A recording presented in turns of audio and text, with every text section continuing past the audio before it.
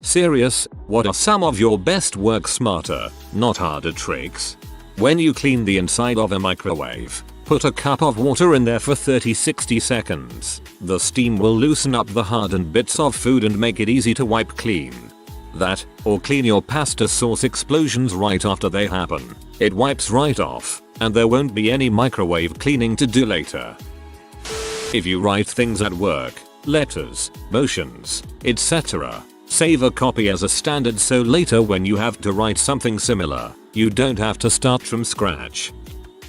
If you need to do a self-evaluation for your job annually or would like to ask for a raise, write down your milestones every 2 weeks. You only have to remember the recent past and therefore remember a lot more. It also only takes a few minutes. I do it every other Monday. It's a nice way to ease into the week and it only takes 15 minutes to round out my report when it's due. I am one of the top performers in my office, but this method makes me look like a superhero. Comparatively, my boss waits for my report before handing in his. Disclaimer, I posted this as an LPT a while back. It did not get much attention. I am plagiarizing myself because everyone I've told this to in real life has loved it.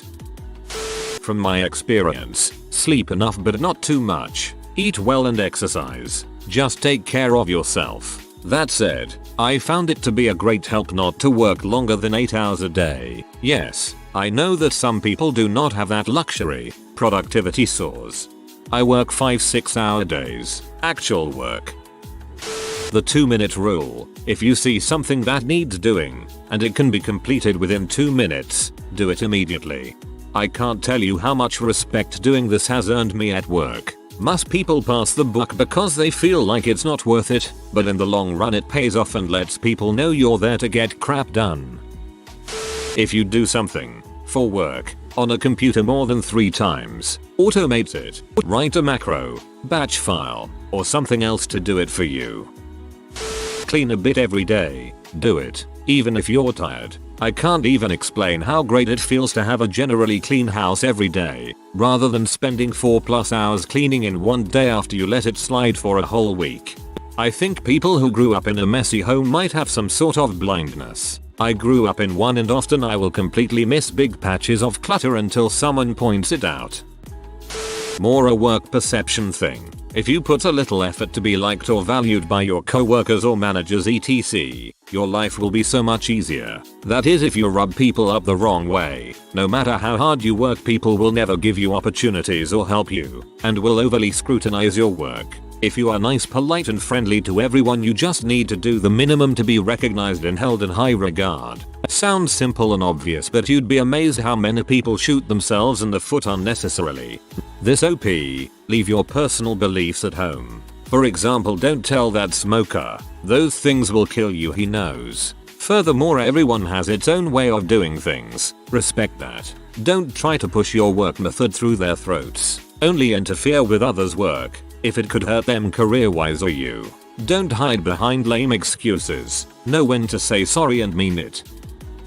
Pay the neighborhood children to do simple tasks like shoveling the snow, mowing the lawn, washing your car, etc. to free up some time for more important things you'd like to focus on. If you're cleaning a window or glass, make sure you wipe one side horizontally and the other side vertically. That way you can tell which side smears are on and don't spend ages cleaning. Another great tip, dry your windows with old newspapers after you cleaned them and you won't end up with stripes on the glass. For meetings, have an agenda. Don't let people get off subject. Also have a clear expectation for the output resolution, which you share with the participants at the outset. And if you find that the conversation is going in a circle, cut off the discussion and either set up a follow-up or ask the people involved to settle the matter on their own. Not following this rule is why everyone hates meetings. Yes, meetings suck, but sometimes they're needed. If they're needed, do them right. Be pleasant to the administrative staff. I am talking about the admin, assistant, the executive admins, office manager, the receptionist etc. Especially if you are not the one signing their paychecks time cards. Buying them a simple card on Secretary's Day is worth it. They will help you out when you need it. Push that expense report through a bit faster so you can get your check faster. Warn if trouble is brewing in the office. make office life a bit more smoother. They are the backbone of any office and rarely get acknowledged by it. Many times people treat them like they are their servants. You know what happens. They are not inclined to go out of their way to help.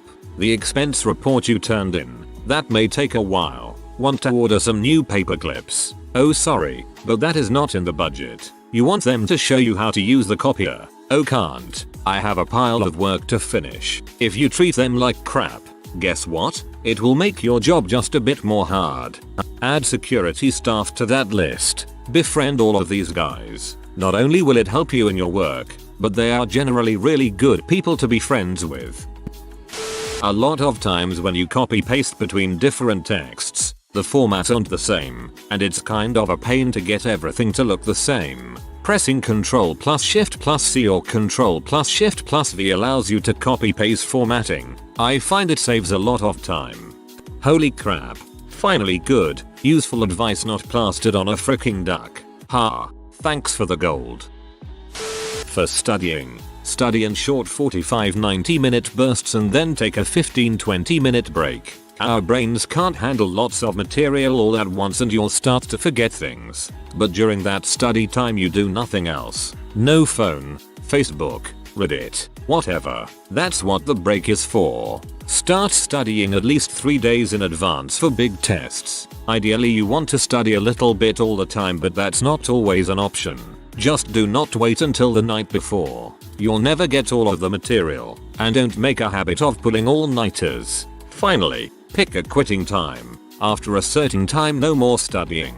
Go to bed, watch TV, whatever. Mine is midnight. If I haven't learned it by then I never will. I know tons of people in college that study for 9 hours straight and pull all-nighters constantly. Those people are always stressed out and exhausted. I could not agree more. I have some friends who take tests looking like a zombie. If you're really stuck on something that needs heavy thinking, walk away from your desk and do something else. Some examples would be going to the bathroom, making coffee or tea, punching your co-worker's flatmate brother sister, you name it. I've personally found that in those situations I often solve the problem by not thinking about it. If you find yourself in an email chain that has devolved into short, even one-word answers, pick up the phone on your desk, call the person and get to a place of understanding. Also, if you have to go back and forth more than 3 times, pick up the phone and call. I once wrote a piece of code in my off-work hours that took 12 weeks to perfect. It automated my daily work almost completely in 3 keystrokes. I wrote that job for a year until I found a job I wanted, then handed the code and an instruction manual over to my boss in lieu of a 2-week notice. He was angry at being given no time to find a new employee until I explained to him what it did. He gave me a severance package and wrote a glowing recommendation for me. Control and 1, 2, 3, 4, 5, 6 to switch through tabs. Windows key and 1, 2, 3, 4, 5, 6 to open up things in your taskbar. Alt tab, Alt F4, Control plus W to close a window tab. I taught my grandfather a few keyboard shortcuts and he took that crap to heart. He now reports to me new ones he learned from Google every few weeks. Folks, here's everything you need to know about cleaning dishes. Starting with this basic maxim, water is a powerful solvent for freshly soiled surfaces. When you're working in a kitchen, rinse everything as soon as you're done using it, unless there's some reason you shouldn't. Anything that doesn't rinse clean right away, put it under some water. Also, and I don't understand why this needs explaining but it apparently does, water only works on the surfaces it touches. If you half fill a just used coffee mug, only the bottom half of that mug will get the benefit. Unless that's your goal, you need to fill it before leaving it to soak. Rinse all dishes clean before washing them. Washing will be a cinch if you do this. Always wash with fresh hot water and soap.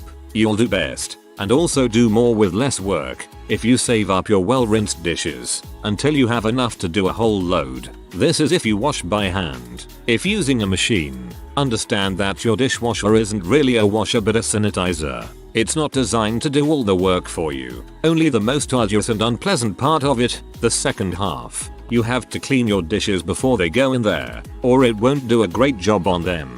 Those Cascade commercials claim you need better detergent. but what you really need is better dish habits. Any machine detergent will give you sparkly glass if you clean it first, unless you have hard water, in which case you'll need a product such as Glass Magic also. Also, distilled white vinegar is a very good solvent, is non-toxic, leaves no residue, unlike bleach, which is also toxic and smells like concentrated evil, and is such an effective sanitizer that restaurants in most places can legally use it in place of bleach for food contact surfaces such as counter and tabletops. It also keeps bugs and some larger vermin away, removes stains, and can eliminate most organic odors. That expensive pet stain and odor remover? Screw that. Just use this instead. Much cheaper, totally non-toxic, and works just as well. In general, soaking does as much real work at removal as scrubbing, so try it before breaking your arms trying to clean anything.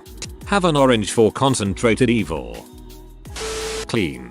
In my first job, I was told by the manager that every boss is reluctant to fire an employee who keep things clean and tidy. While I realize now that this was a trick to get me to wipe dust almost every day, I kept to it. In every job or internship I've had since, print production manager, art director in advertising, photographer, retail, everybody have just assumed that I'm a really tidy, trustworthy guy with my personal life in order. The truth is, I've been going through depressions, smoked weed and had loans up above my head. A good shrink and I fixed all that now. Don't worry. Somehow, running some water through a coffee maker, wiping fatty fingerprints off the touch screens once a day, and wiping the dust off the back of a couple of flat screens says, I'm a tidy guy and if I'm late I probably have good reason. I also don't think I'm better than you. Heck, I'll wash your crap off this surface cause I like you. I find this to be generally good advice around the office as well. When you work somewhere with shared spaces, I think it also communicates that you care not just about your own crap, but about the people you work with as well, especially if you're willing to clean up things that aren't your mess to begin with. Especially if you work with spreadsheets. Take a second and think about what you're trying to do. There are millions of ways to achieve an objective, and it is likely that you're doing it a long way. Always ask yourself if what you're doing is going to help you meet your goal. A lot of times you'll find that steps are unnecessary or outdated or that there's a better way to meet the same goal. Before you do something, take a moment to plan it. Just a second or two to think about how it could go wrong. You'll reduce your screw up rate by a factor of 2 at least. Don't know something? Google it. People can be so reluctant to just Google something. It's mind-boggling. Being wrong shouldn't hurt your pride. Just strive to be right ASAP. Knowing that should allow you to adapt to potential change in your work environment faster than others. Be organized. To be even more efficient, try and store things electronically. No one likes going through a cluttered desk of mismatched papers only to find out you can't read your own handwriting. If you make $20 an hour and you would hire someone to do something that would take you 1 hour time and pay them $8 an hour, then do it if you can replace that with an hour of productive work. For instance, one of the best things you can do if you make a lot of money is fund the local children. Let them wash your car, the older ones, mow the lawn, pick up sticks, etc. Need your house painted, expect it to cost you 8 hours, work instead and pay someone to do that. People forget what they give up when they do it themselves.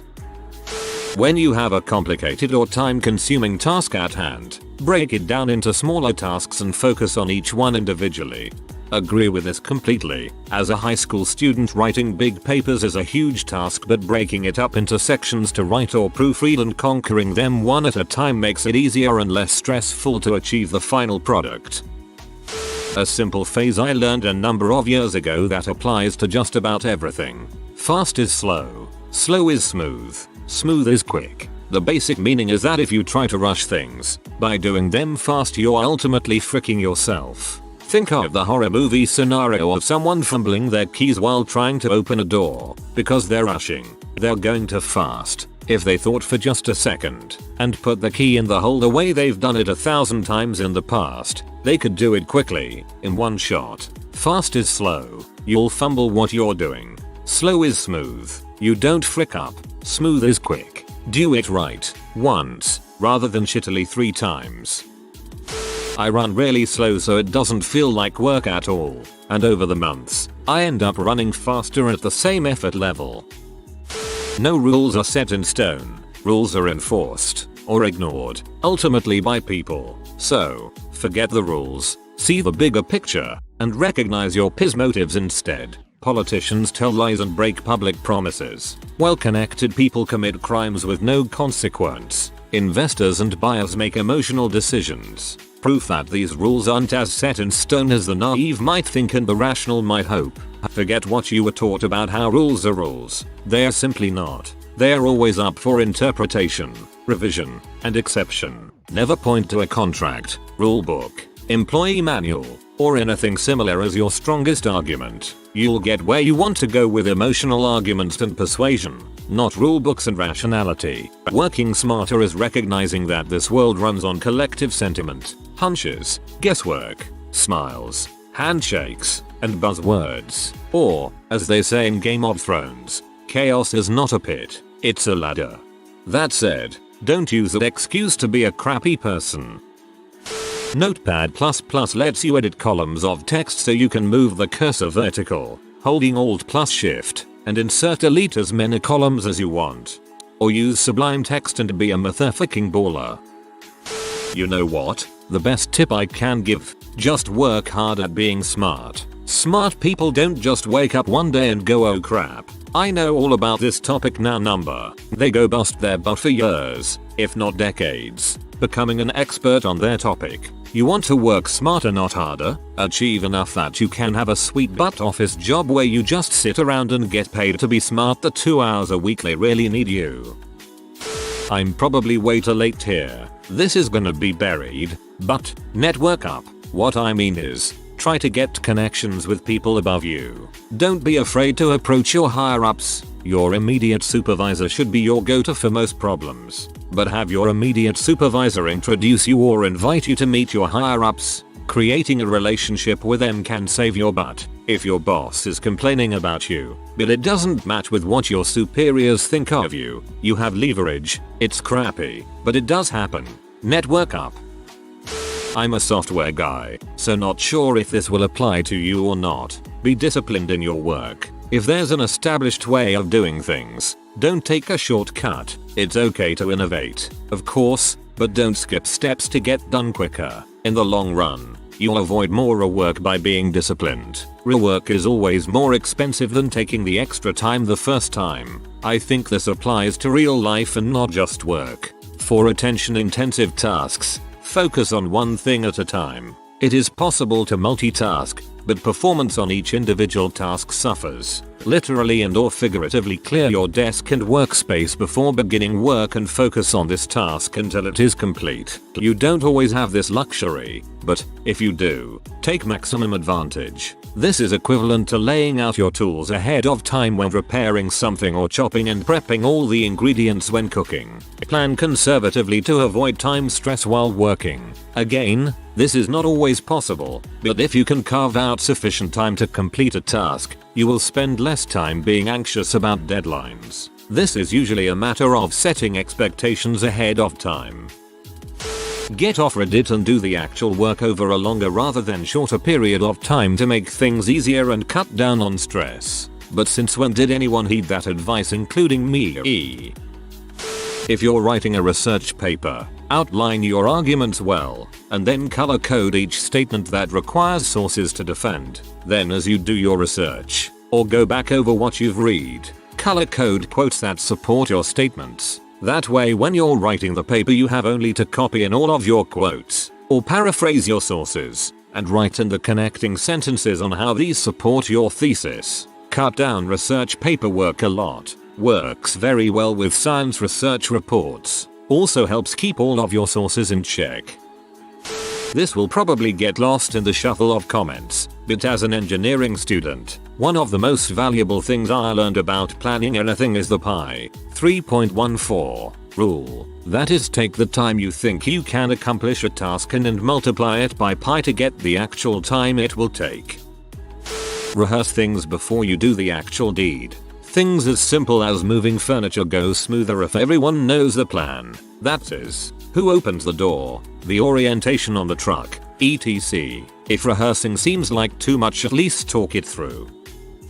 Get a job in the Alberta oil sands. It's like free money. I get paid $9K a month and work fewer days a month than a 9-5er. It's like a cheat code for cash.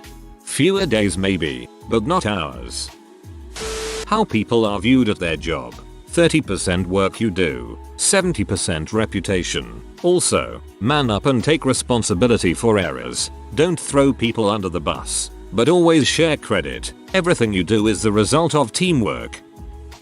As a cop, one could most always, about 75% of the time, use their words to control, mend and change entire situations. Simply telling someone the things they have done, that which they should have done and those that they will need to do in the future, helps a lot. I have talked people into arresting themselves. However, some people are just too stupid, or too stubborn to care, or too evil. And, you can absolutely not reason with people who are intoxicated from alcohol. Stoned people, the easiest to deal with. A lot of questions, but very passive and cooperative mostly.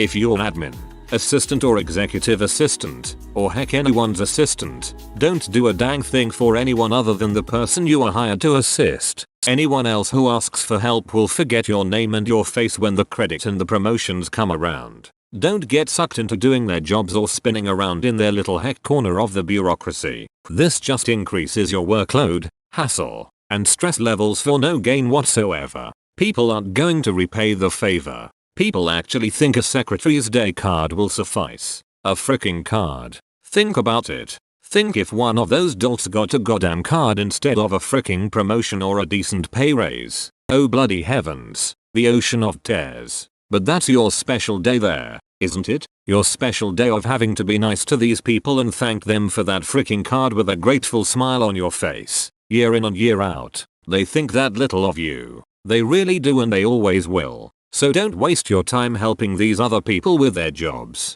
If that were all it's made out to be, then these people would be lining up to help you. But they never do they? It's like this. You aren't getting paid crap. You won't be promoted. And you will always be viewed as a secretary as long as you continue to work at a place where you were hired in that role. It doesn't matter how nice you are. It doesn't matter how many times you get someone out of a jam. It doesn't matter how many times you volunteer to take on extra assignments and work late. It doesn't matter how smart you are or how productive or how amazing you are and how much they wish they could clone you. There is nothing you can do. Nothing. That will make a difference. You are an assistant, which to HR means you are typing and making travel arrangements. That's what you are getting experience at doing. I've seen people with master's degrees stuck for years in the position under the illusion that any day now, that happens as often as a stripper marries a millionaire from the club. It's not a foot in the door. If you want a better job, get out and get one fast before you find yourself typecast. If you want to be an assistant as a career choice, find a job where you assist one person and kiss their butt if they are paying you, as in, if they own the company, or if they are high on the chain and have demonstrated that they will 1. Get you more money and or 2. Let you come and go as you please. Work smarter by doing the bare minimum to keep your job otherwise.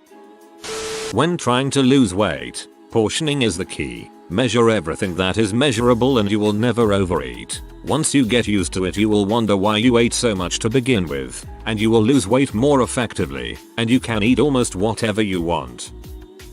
This will sound stupid, but it's made many things a lot less work for me over the years. If you think about it, the majority of human activity comes down to various kinds of transportation, moving stuff from one place to another. If you pay attention, you'll realize that you're constantly moving things from place to place, in one way or another. What you may not immediately realize is that as you dedicate specific tasks to those goals, you retrace your path many times. So instead of separating those different goals into discrete A, B tasks, think of each thing moved as a passenger on a trip involving other things, some of them with different goals, endpoints, and the goals as collection areas for more than one thing.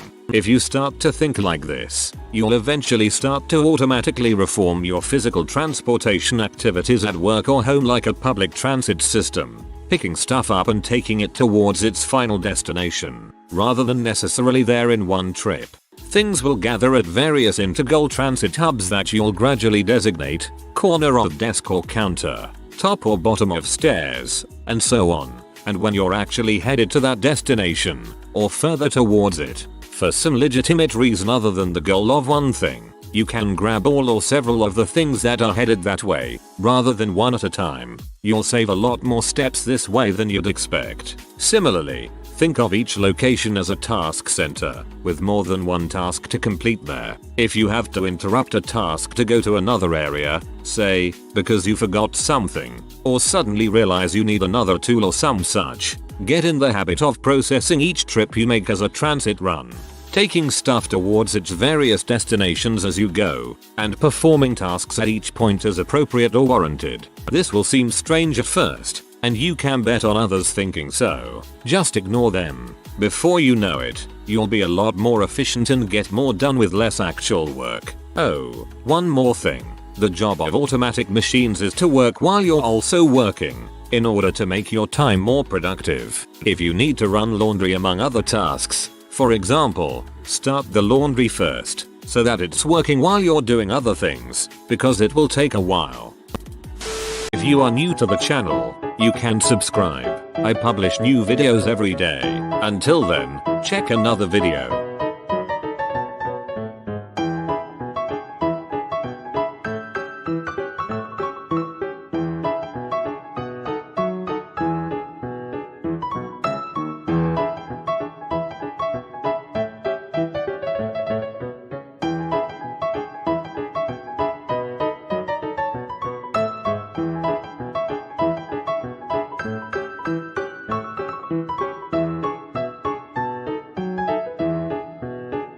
Bye for now.